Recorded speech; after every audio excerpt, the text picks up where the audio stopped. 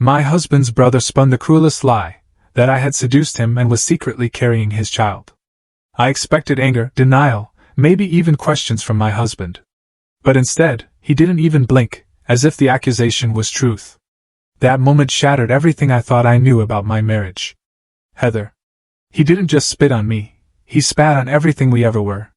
His mother cursed my name, his sisters dragged me through the street, and I vanished, a ghost leaving only shame behind.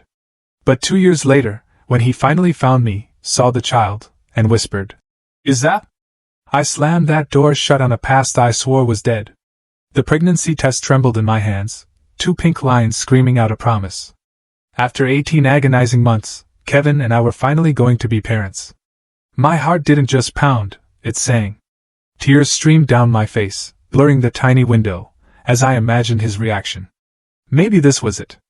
Maybe this baby would bridge the chasm that had opened between us since our wedding.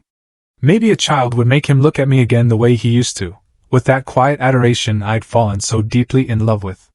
I tucked the precious stick into my purse, planning the perfect surprise, dinner tonight, his favorite lasagna, with extra cheese, just like his mother, Brittany, used to make. The irony wasn't lost on me. I was constantly trying to measure up to a woman who never once accepted me into their tight-knit world. Kevin, bless his heart, had always been reserved, even when we were dating. His family, though? They were his universe. Sometimes I wondered if there was even enough room for me in that sacred space. Brittany, his mother, ruled their household with an iron fist, disguised as Sunday dinners and passive-aggressive digs at my cooking. His sisters, Nora and Audrey, followed her lead like devoted disciples, always finding subtle, cutting ways to remind me I was an outsider looking in. But it was Nick, Kevin's younger brother, who truly made my skin crawl. 26 and still holed up in his childhood bedroom, he bounced between odd jobs and whatever substances left his eyes bloodshot and his judgment non-existent. There was something predatory in the way he watched me during family gatherings, his gaze lingering far too long when Kevin wasn't around. 3 months before all this, Nick had cornered me in the kitchen during Brittany's birthday. The stale reek of alcohol clung to him like a second skin as he leaned against the counter, blocking my escape. "Your sister's pretty." He'd slurred, his words thick. "Real pretty. Think she'd be interested in settling down?" My younger sister, Emma, was only 22, fresh out of college, full of big dreams that definitely didn't include a deadbeat brother-in-law with a drug problem. "She's focused on her career right now," I'd replied diplomatically, trying to slide past him. His hand shot out, clamping around my wrist. "Come on, Heather. Put in a good word for me.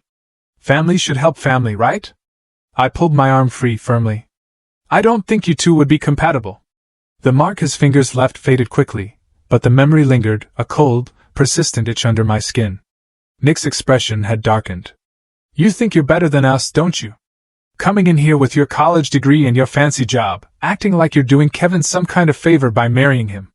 He leaned in close, his voice dropping to a cold, venomous whisper that made my blood run cold. "You'll regret this. You'll regret looking down on me." I dismissed his words as the ramblings of someone whose brain had been fried by too many late nights and bad choices. Kevin loved me.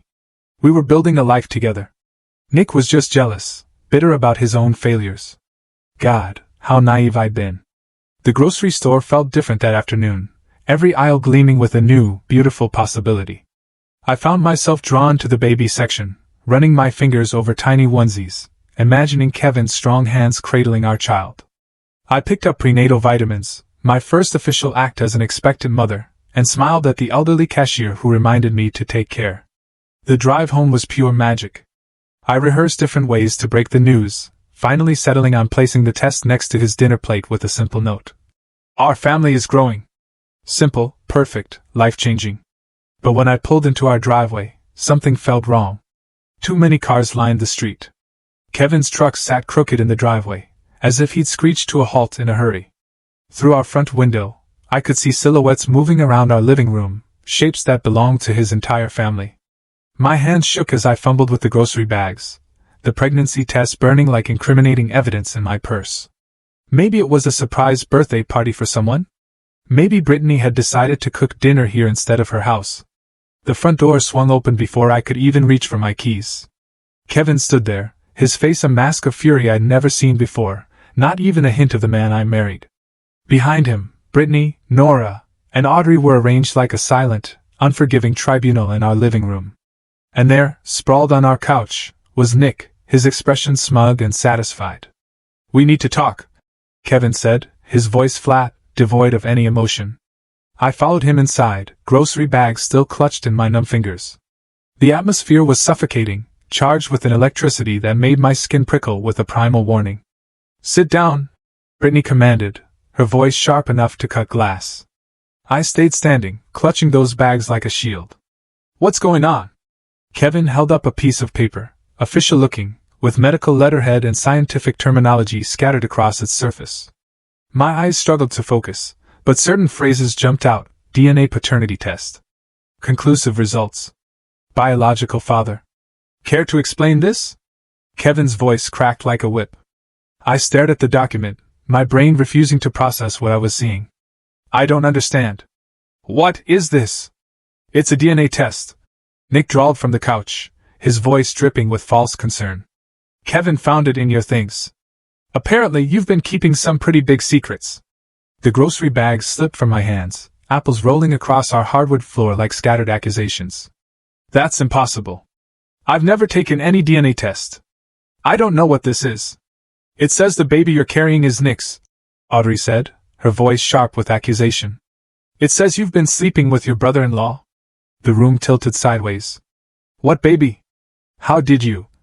"We found the pregnancy test in your purse," Nora said triumphantly, "while you were out playing innocent at the grocery store. They'd gone through my personal belongings. They'd found my secret, my beautiful, hopeful secret, before I could share it with my own husband. But worse, far worse, somehow there was a document claiming Nick was the father of a child I'd only discovered hours ago." "This is insane," I whispered, my voice barely audible. "Kevin, you know me. You know I would never." His face contorted with disgust. "I thought I knew you. Apparently I was wrong."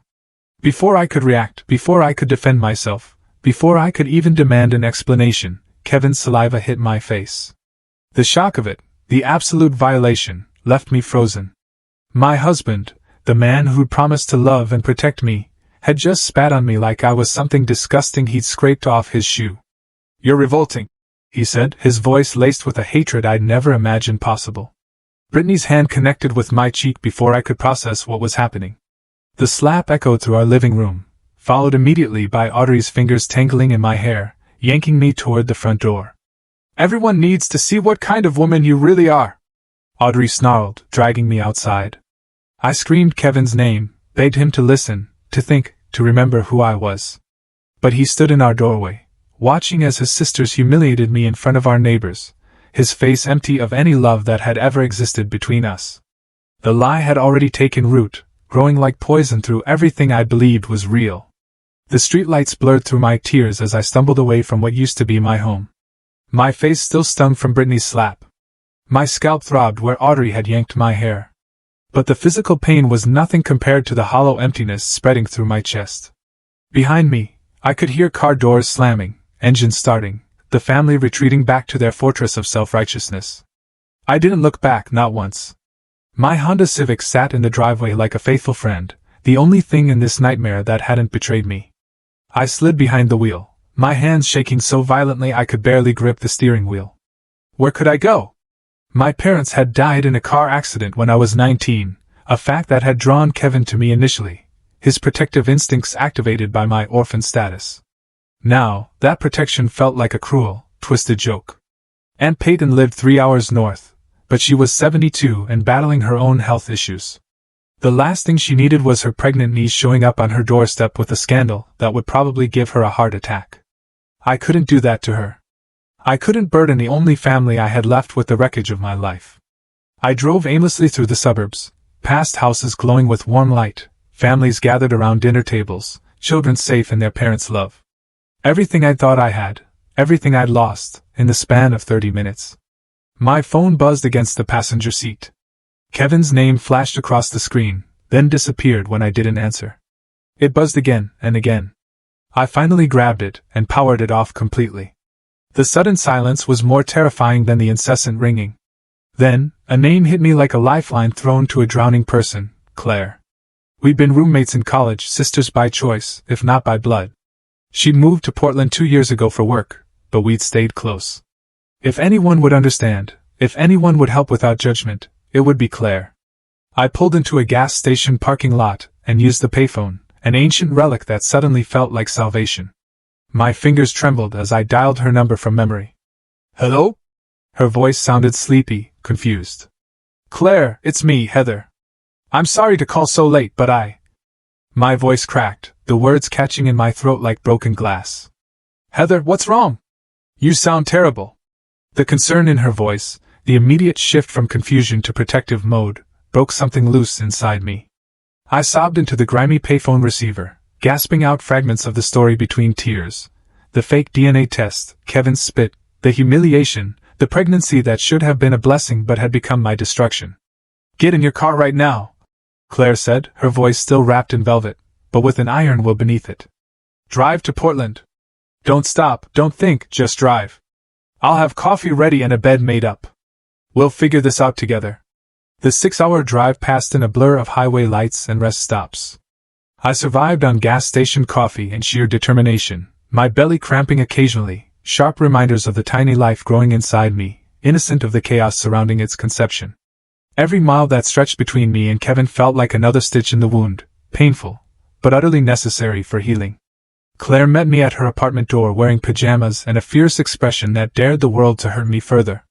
She took one look at my face and pulled me into a hug that felt like coming home. "We don't have to talk about it tonight," she whispered into my hair. "But tomorrow, we're going to destroy whoever did this to you." Her guest room became my sanctuary. Claire worked as a graphic designer, mostly freelance, which meant flexible hours and the ability to check on me throughout the day. She bought prenatal vitamins without being asked, stocked the refrigerator with foods that wouldn't trigger my morning sickness, and never once questioned my version of events. "You could fight this," she said one evening as we sat on her couch, sharing a pint of mint chocolate chip ice cream. "Expose the fake DNA test. Make them pay for what they did." I pressed my hand against my growing belly, feeling the first flutter of movement that would later become kicks and hiccups and tiny feet pressing against my ribs. What if I can't prove it was fake? What if they've already convinced everyone? What if fighting just makes it worse? Claire studied my face in the lamplight. "What do you want to do?" "Disappear," I said without hesitation. "Completely. Let them live with their lie while I build something real." She nodded slowly. "Then that's what we'll do." The transformation began the next week. I applied for remote work positions, leveraging my marketing background to secure a job with a company that didn't care where I lived as long as I delivered results. Claire helped me set up a home office in her spare room, creating a workspace that felt professional and permanent.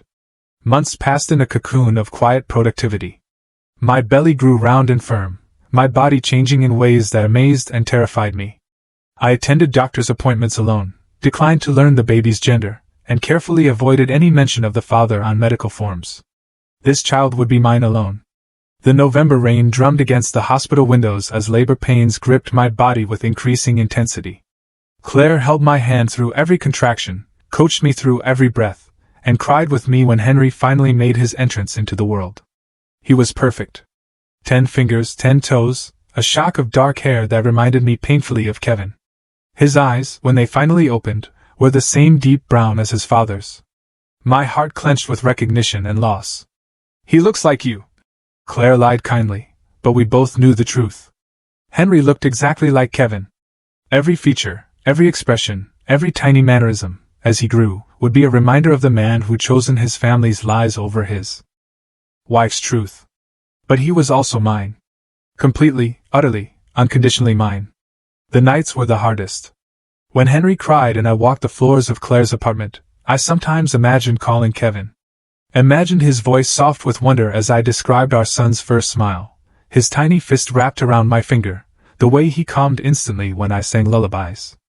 But then I'd remember the spit, the hatred in his eyes, the sisters who dragged me through the streets like I was trash to be discarded, the family that had chosen Nick's convenient lie over 2 years of marriage and love. I changed my phone number and blocked every possible way they could contact me. Social media accounts disappeared.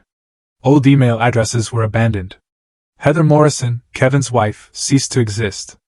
In her place, I became Heather Collins, single mother, survivor, woman who'd learned that sometimes the greatest revenge is simply refusing to be destroyed. Henry and I built our quiet life in Portland, far from the poison of lies and false accusations. My absence became my statement. My silence became my strength. They'd wanted me gone. I gave them exactly what they wanted, and somehow, that felt like winning. 2 years of peace shattered with a single phone call on a Tuesday morning. Henry was building towers with colorful blocks in our living room, his chubby fingers carefully stacking each piece while making soft vroom sounds. At 24 months, he was becoming a little person with opinions and preferences, his father's stubborn streak already emerging when bedtime approached. Claire's voice carried an edge I hadn't heard since that first night I'd arrived on her doorstep. "Heather, we need to talk. Someone's been asking about you." My coffee cup froze halfway to my lips. In 2 years, no one had come looking. I'd become a ghost, existing in the spaces between my old life and this new reality I'd carefully constructed. "Who?" The word came out sharper than intended. "Kevin. He contacted Sarah from our old college group. Asked if she'd heard from you, if she knew where you were. Sarah called me because she didn't know what to say." The living room seemed to tilt slightly. Henry looked up from his blocks, sensing the shift in energy with that uncanny ability children possess. His dark eyes, so much like his father's, studied my face with concern. "What did you tell Sarah?" "Nothing." "But Heather," he sounded desperate. "Sarah said he was crying on the phone." I sat down my coffee with hands that had begun to shake. "I don't care if he was screaming. He made his choice 2 years ago." But Claire's silence stretched too long, and I knew there was more. "What aren't you telling me?" "Sarah mentioned something else. Kevin's brother, Nick. He's been in the hospital. Something about pneumonia that turned serious." She heard it through the grapevine. The mention of Nick's name still made my stomach clench, but I felt no sympathy for his illness. Good. Maybe karma finally caught up with him. What I didn't know, what I couldn't have imagined, was that in a sterile hospital room 3 states away, Nick was drowning in more than just fluid in his lungs. The infection had triggered a high fever that broke down the walls he built around his conscience. And in his delirium, the truth began pouring out like poison from an infected wound. Kevin had been maintaining a vigil at Nick's bedside, their mother rotating shifts with their sisters. The family that had rallied so quickly to destroy me now gathered to save the one who'd orchestrated it all.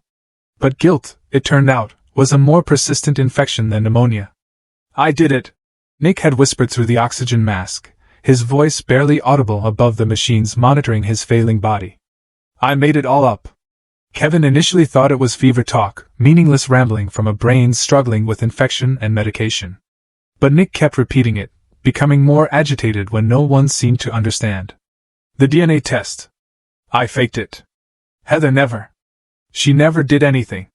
I wanted to hurt her because she wouldn't help me with her sister. I wanted to destroy her." The confession came in fragments over several delirious hours, each piece falling into place like a jigsaw puzzle, revealing a picture too horrible to comprehend. Nick described how he'd found the pregnancy test in my purse when I'd left it unattended during a family dinner. How he'd researched online laboratories and created a convincing fake document using medical terminology and official-looking letterheads. How he'd planted it where Kevin would find it while I was out buying groceries for the surprise dinner that never happened. Kevin's world imploded in that hospital room. The brother he defended, the family member whose word he'd taken over his wife's, had systematically destroyed the only good thing in Kevin's life. And he'd helped. He'd been the weapon Nick used to tear apart my world. The attack happened right there in the ICU. Kevin's hands found Nick's throat before rational thought could intervene. Alarm screamed as medical staff rushed to separate them. Security was called. Kevin was banned from the hospital for 24 hours while Nick's condition stabilized. But the damage to their family had just begun. Kevin stormed into his mother's house like a hurricane, demanding answers, screaming questions that had no good responses. Had they known? Had they suspected? How could they have been so quick to believe Nick's lies? Brittany's breakdown was spectacular and ugly. She'd orchestrated my public humiliation, led the charge to drag me through the streets like a scarlet woman. The realization that she'd destroyed an innocent woman, her own daughter-in-law, sent her into hysterics that required medical intervention.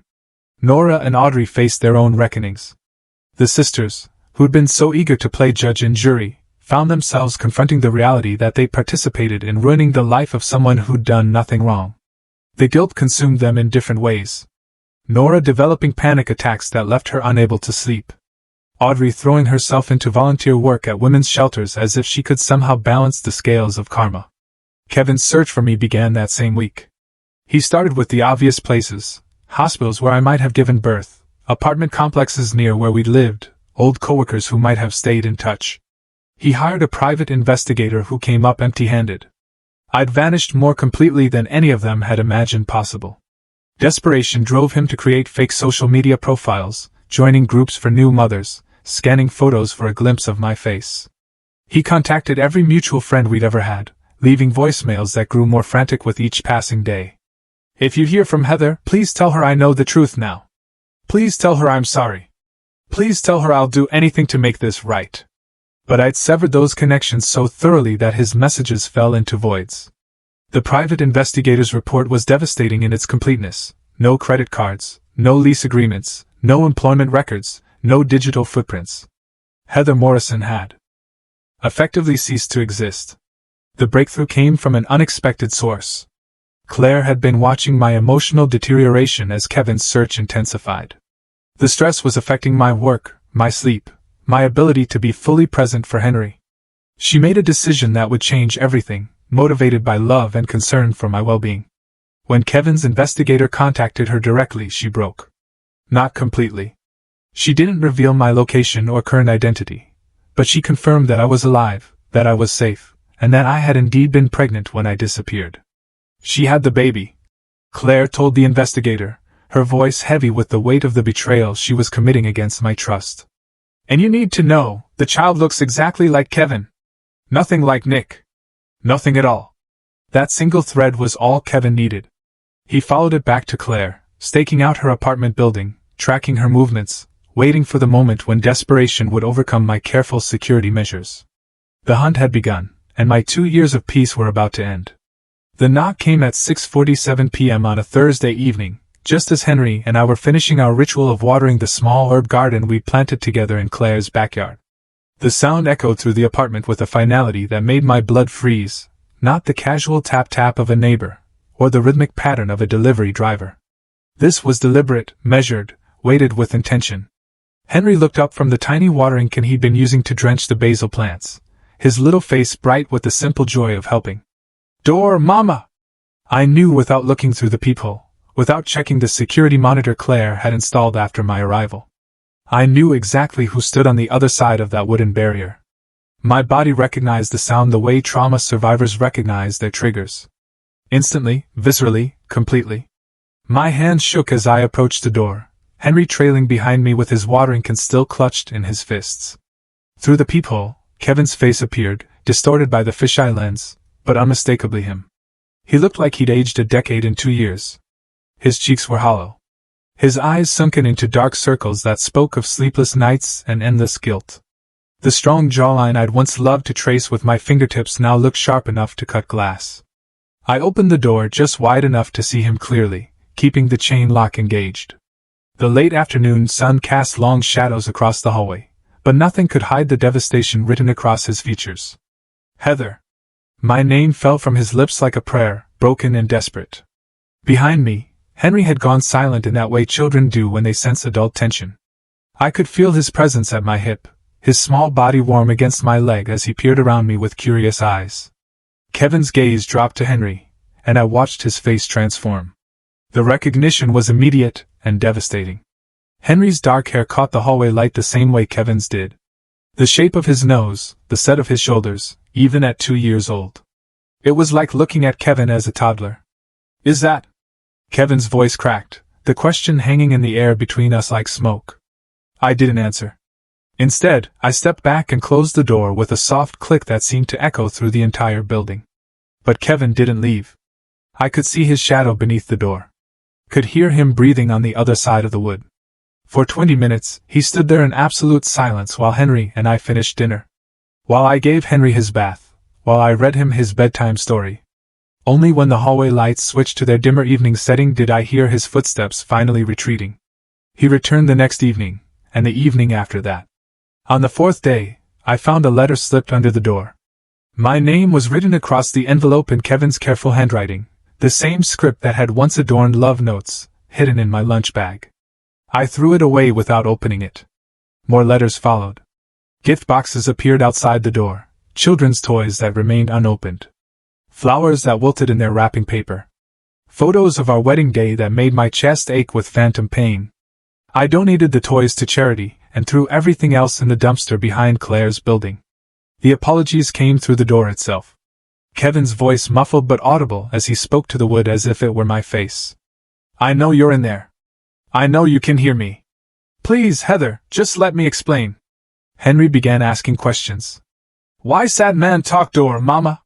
I told him the man was confused, that he had the wrong apartment. But children see truth in ways adults can't, and Henry's eyes held knowledge beyond his years when he looked at that door. The breaking point came on a Tuesday night when I'd worked late on a particularly demanding project. Claire was out of town visiting her parents, and the apartment felt too quiet, too vulnerable. I'd just gotten Henry settled in his crib when I heard movement in the hallway. Kevin wasn't knocking this time. He was sitting against my door, his back pressed to the wood, and he was crying. Not the careful, controlled tears of a man trying to maintain dignity, but the raw, ugly sobs of someone whose world had completely collapsed. I believed them. He whispered to the door, his voice barely audible through the wood. God help me, I believed them because it was easier than admitting I might be wrong. It was easier than standing up to my family. It was easier than choosing you over them. I pressed my own back against the door, separated from him by 3 inches of wood and 2 years of devastation. I threw away everything good in my life because I was a coward. Because I let them convince me that their version of events made more sense than trusting the woman I married, the woman I promised to protect.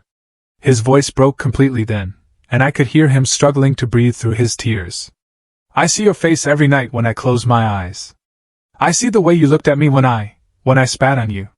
I see the confusion, the betrayal, the way your whole world fell apart in that moment. And I know I did that. I destroyed the best thing that ever happened to me because I was too weak to fight for you. I slid down the door until I was sitting on the floor, my knees drawn up to my chest, listening to the man I'd once loved pour his heart out to a piece of wood. That little boy in there, he's mine, isn't he? He has my eyes, my mother's chin, the way he holds his head when he's curious. I used to do that as a child. He's my son and I'll never get to know him because I chose to believe a lie instead of trusting my wife. When I finally spoke, my voice was steady and cold. You're right. You'll never know him because I'm not the same woman who loved you, Kevin. That woman died the night you chose your family's lies over 2 years of marriage. And Henry isn't your son to claim just because you feel guilty now. The silence that followed stretched between us like a chasm. Finally, I heard him stand, heard his hand touch the door one last time. I know.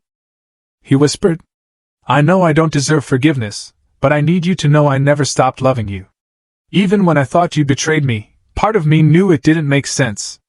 And I'll spend the rest of my life regretting that I didn't listen to that part. His footsteps faded down the hallway. But this time, I knew he'd be back. The door between us had become a symbol of protection, of boundaries, of the life I built without him, and I had no intention of opening it. Kevin's individual visits had prepared me for his persistence. But I wasn't ready for the delegation that arrived 3 weeks later. Through the peephole, I watched them gather in the hallway like mourners at a wake. Brittany clutching a manila envelope to her chest. Nora fidgeting with rosary beads. Audrey holding what appeared to be a professionally wrapped gift box. The knock came in a pattern I didn't recognize, hesitant and apologetic. When I didn't respond, I heard Brittany's voice, thinner than I remembered, aged by guilt and sleepless nights. Heather, please. We know you're in there. We just want to talk. We need to make this right. Henry was napping in his room, and I was grateful for the silence that meant he wouldn't witness this moment. I stood frozen behind the door, watching through the peephole as Kevin's family, the people who had orchestrated my public destruction, waited for forgiveness I had no intention of granting. We brought letters, Nora added, her voice barely above a whisper. Explanations. We know what we did was unforgivable, but please. I walked away from the door without responding. Let them stand there. Let them feel the weight of closed doors and silence. Let them understand what it felt like to be shut out, unwanted, dismissed. They waited for an hour before finally leaving their offerings and departing. When Claire returned from her business trip that evening, she found me sitting on the couch surrounded by unopened envelopes and gift boxes, staring at them like they might explode. "They came here," I said simply. Claire's expression hardened. She'd been fielding increasingly desperate calls from Kevin's family members, each one begging for her intervention, her help in reaching me. She'd become my inadvertent gatekeeper, a role that was wearing on her patience. "What do you want me to do with these?" she asked, gesturing at the pile of attempted reconciliation. "Send them back. But first I want you to deliver a message." Claire waited, her notebook already in hand. "Tell them you shamed me in public. You will heal in silence." The message was delivered, but it didn't stop them. Brittany's letters began arriving daily, each one more desperate than the last. They were handwritten on her personal stationery, the same elegant script she'd used to address our wedding invitations. The irony wasn't lost on me. I never opened them, but Claire did, reporting back on their contents with a mixture of fascination and disgust. "She's taking full responsibility," Claire told me one evening. "Says she let her protective instincts for Kevin override her judgment, that she should have questioned Nick's story more carefully. And she wants to know about her grandchild. Asks if Henry has any medical issues she should know about, if he needs anything, if you're financially stable." I laughed, but there was no humor in it. Now she wants to be a grandmother. After calling me a whore in front of the entire neighborhood. Nora's approach was different. She'd apparently entered therapy specifically to address her role in my public humiliation, and her therapist had suggested she attempt to make amends as part of her healing process. She began showing up at places I frequented: the grocery store, the pediatrician's office, the park where Henry played. She never approached directly, but she was always there, hovering at the edges of my life like a guilty ghost. Claire finally confronted her in the cereal aisle of our local supermarket. "Stop stalking my friend," Claire had said loud enough for other shoppers to hear. "Your guilt is not her responsibility to fix." Nora's face had crumpled, but she nodded and left the store immediately. Audrey chose the most public route for her contrition. Her social media apology was shared thousands of times. A carefully crafted essay about the dangers of jumping to conclusions, the importance of supporting women in crisis, and the lasting damage caused by public shaming. She tagged domestic violence organizations and women's shelters, turning her guilt into activism.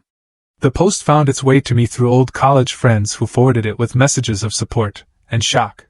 Reading Audrey's words, her admission that she'd participated in destroying an innocent woman's life, felt surreal. She was performing her guilt for an audience, making her redemption as public as my humiliation had been. During this circus of atonement, I made a decision that would protect Henry and me permanently. Aunt Peyton, despite her age and health issues, proved to be a fierce advocate when I explained the situation. She connected me with a family lawyer who specialized in protecting women from abusive situations.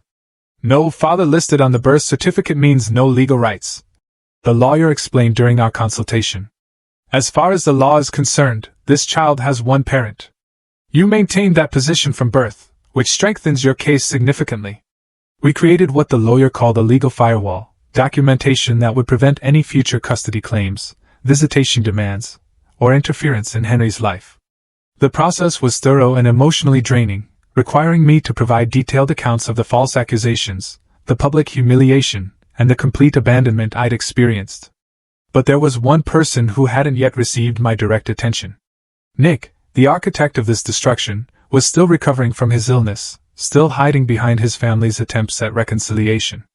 I wrote him exactly one letter, one sentence on plain white paper: "You destroyed a woman and created a mother. That child will never know your name." I never heard back. The pressure from Kevin's family eventually wore him down to the point of desperation. He began leaving increasingly frantic voicemails for Claire, begging for just one conversation, one chance to see his son, one opportunity to prove he changed. Against my better judgment, and influenced by Claire's growing exhaustion with the situation, I finally agreed to meet him. Not at my apartment, not on my territory, but at a neutral location, a family restaurant with bright lights and plenty of witnesses. I brought Henry, curious to see Kevin's reaction to the child he'd rejected, the son he'd never held. Kevin arrived early and was already seated when Henry and I walked in. I watched his face as we approached the table, saw the exact moment recognition hit him like a physical blow. Henry, now walking confidently and chattering constantly, was an unmistakable miniature version of his father. "Hi," Henry said to Kevin with the fearless friendliness of a toddler, climbing into the booster seat across from the stranger who shared his eyes. Kevin stared at his son, our son, with an expression of wonder and devastation that was painful to witness. Henry smiled back, completely unaware of the seismic emotional shifts happening around him. "I don't deserve him, do I?" Kevin whispered, his voice barely audible above the restaurant's ambient noise. I said nothing, because he was right, and some truths don't require acknowledgement to remain absolute. That single meeting at the restaurant changed everything and nothing all at once. Kevin's whispered acknowledgement, "I don't deserve him, do I?" hung in the air between us like smoke from a dying fire. Henry, oblivious to the weight of the moment, had colored on his kids' menu and asked Kevin if he liked dinosaurs. The normalcy of childhood innocence against the backdrop of adult devastation created a surreal tableau that would replay in my mind for months. I established rules after that meeting. Rigid, non-negotiable boundaries that would govern any future contact. Kevin could see Henry once annually on Henry's birthday for exactly 2 hours, with Claire present as a neutral supervisor. No overnight visits, no family gatherings, no integration into the Morrison family dynamic that had destroyed us both. The first supervised visit happened when Henry turned 3. Kevin arrived with a carefully wrapped gift, a wooden train set that must have cost him a week's salary. He sat on Claire's living room floor, showing Henry how to connect the tracks while I watched from the kitchen doorway, my arms crossed like armor across my chest. "What's your name?" Henry had asked with typical toddler directness. "I'm Kevin," he'd answered, his voice thick with emotion he was trying to contain. "Mr. Kevin," Henry decided, as if testing how the name felt in his mouth. "Do you have kids, Mr. Kevin?" The question hit Kevin like a physical blow. I watched him struggle with the answer, his hands stilling on the wooden train cars. "No," he finally said. "No, I don't have kids." It was the truth, in the most devastating way possible. Biologically, Henry was his son. Legally, emotionally, relationally, Henry belonged entirely to me. Kevin had forfeited any claim to fatherhood the night he chose his family's lies over his wife's truth. That pattern continued year after year. Kevin became Mr. Kevin, the nice man who brought expensive toys and looked sad when Henry hugged him goodbye. Henry never asked why Mr. Kevin came only once a year. Never questioned why this man shared his eyes and smile. Children accept the reality they're given, and Henry's reality was me, Claire, and the life we built together. But Kevin's family underwent their own transformations, though I observed them from a distance like a scientist studying specimens under glass. Brittany's guilt had driven her to volunteer work at a women's shelter 2 hours away from her hometown, far enough that she wouldn't encounter anyone who knew our story. Claire heard through mutual connections that Brittany threw herself into the work with the desperation of someone seeking absolution through service. "She specifically works with women who've been falsely accused or publicly shamed," Claire reported after running into a college friend who volunteered at the same shelter. "Apparently, she's become quite the advocate. Helps them navigate legal systems, find safe housing, rebuild their lives." I felt no satisfaction in this knowledge. No sense that justice had been served. Brittany's transformation felt more like self-preservation than true redemption, a way to live with herself rather than a genuine understanding of the damage she'd caused. Nora had channeled her guilt into journalism, writing articles for local magazines about domestic justice issues and the danger of rushing to judgment in family disputes. Her pieces were well-researched and thoughtfully written, though I detected the underlying current of personal experience that drove her passion for the subject. She'd become an expert on false accusations within families, the psychology of belief, and the lasting trauma of public humiliation. Audrey's path surprised me most. She'd left her corporate job to work with special needs children, dedicating herself to protecting the most vulnerable members of society. Her social media presence had evolved from personal updates to advocacy posts about children's rights and anti-bullying initiatives. The woman who dragged me through the streets had become someone who fought to ensure other children never experienced public shame. I didn't forgive any of them, but I recognized the change. Their guilt had transformed them into people who might actually prevent another woman from experiencing what I'd endured. It was a strange form of justice. My destruction had created advocates who might save others from similar fates. Meanwhile, Claire and I had discovered our own purpose in the wreckage. We'd started small, just conversations with women who'd reached out after Audrey's viral apology post. They found us through mutual friends, through support networks, through the underground railroad of women who'd survived false accusations and public shaming. Our support group met monthly in Claire's living room, then moved to a community center as our numbers grew. We called ourselves the Silent Strength. Not because we stayed quiet, but because we'd learned that sometimes the most powerful response to destruction was to rebuild louder than we'd been broken. "We don't scream," became our unofficial motto. "We don't fight, we walk away and rebuild." I shared my story carefully, focusing on the recovery rather than the trauma. How I'd created legal protections for Henry. How I'd established financial independence. How I'd built a life that couldn't be destroyed by other people's lies because it wasn't dependent on their validation. Other women shared their experiences. Wives accused of affairs they'd never had, mothers falsely reported for child abuse by vindictive ex-partners, professionals whose reputations had been destroyed by malicious gossip. We taught each other practical skills, legal documentation, financial protection, digital security, emotional boundaries. But perhaps the most powerful part of our meetings was the simple act of being believed. In a room full of women who'd experienced false accusations, no one questioned anyone's truth. No one demanded proof or evidence. We simply listened, believed, and helped each other heal. Nick remained the one loose thread in this tapestry of transformation. His physical health had recovered, but his isolation was complete and self-imposed. He'd lost his job when his role in my destruction became public knowledge. Old friends avoided him. Even his family maintained distance, their love for him tainted by the understanding of what he'd cost them all. I heard through Aunt Peyton's gossip network that he'd moved to a different state, working odd jobs and living alone in a studio apartment. His power, his ability to manipulate and destroy, had evaporated along with his credibility. He existed but didn't live. Survived but didn't thrive. I never sent him another letter, never acknowledged his existence beyond that single sentence I'd written years earlier. His punishment wasn't my responsibility to enforce. It was simply the natural consequence of his choices, the isolation that comes from being the kind of person who destroys innocent lives for petty revenge. Sometimes late at night, when Henry was sleeping and the apartment was quiet, I reflected on the nature of revenge. I'd wanted to scream my truth, to fight back, to force them all to acknowledge what they'd done to me. Instead, I'd vanished. That silence had become my sword, cutting deeper and lasting longer than any confrontation could have achieved. My absence had destroyed them more effectively than my presence ever could have. They had to live with their choices, with their guilt, with the knowledge that they'd thrown away something precious and irreplaceable. I got to live with my son, my peace, and the unshakable knowledge that I had survived their worst and built something beautiful from the wreckage. Revenge, I'd learned, wasn't what you did to people who hurt you. It was what you refused to let them take from you again.